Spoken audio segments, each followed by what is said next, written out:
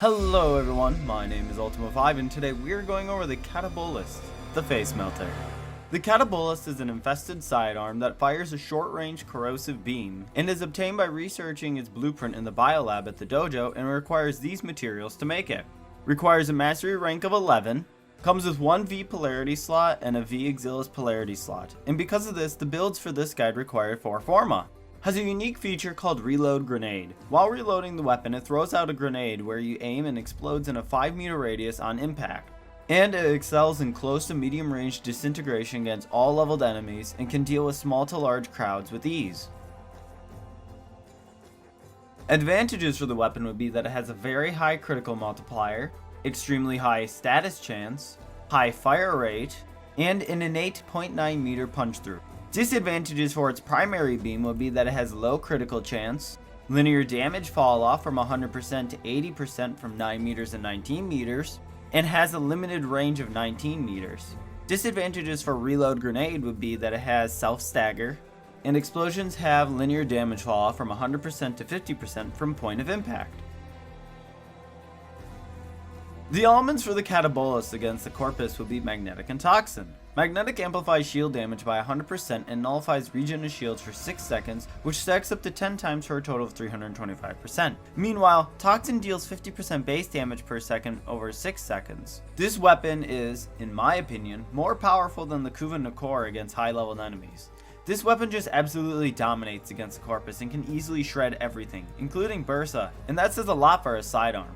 The elements for the Catabolyst against the Corrupted Grineer will be Viral and Heat. Viral amplifies health damage by 100% for 6 seconds and stacks up to 10 times for a total of 325%. Meanwhile, Heat deals 50% base damage per second over 6 seconds while stripping up to 50% armor and causes targets to panic. I really don't have much to say here. Again, this weapon just decimates the field and can easily deal with any enemy on the Corrupted Grineer side.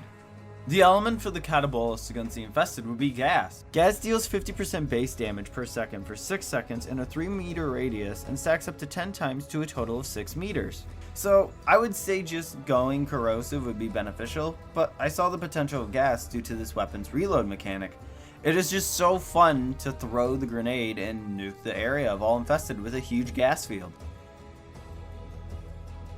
Now before I get into modifications, I want to mention that the reason why there is no Exilis mod in my builds is that in order to put one in that benefits the weapon, it requires incorporating 1 to 2 more forma, and honestly I think it's not worth it.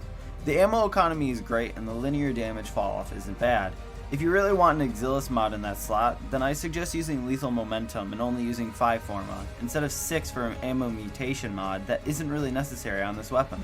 My recommended alternative mods would be Pistol Gambit, Target Cracker, and Heated Charge if you don't have their primed counterparts. Magnum Force. Even though the accuracy loss is unaffected with this weapon, it still isn't a good mod to put on this weapon. The mod's damage just doesn't do anything other than decrease the DPS, and in my opinion, it just isn't worth it.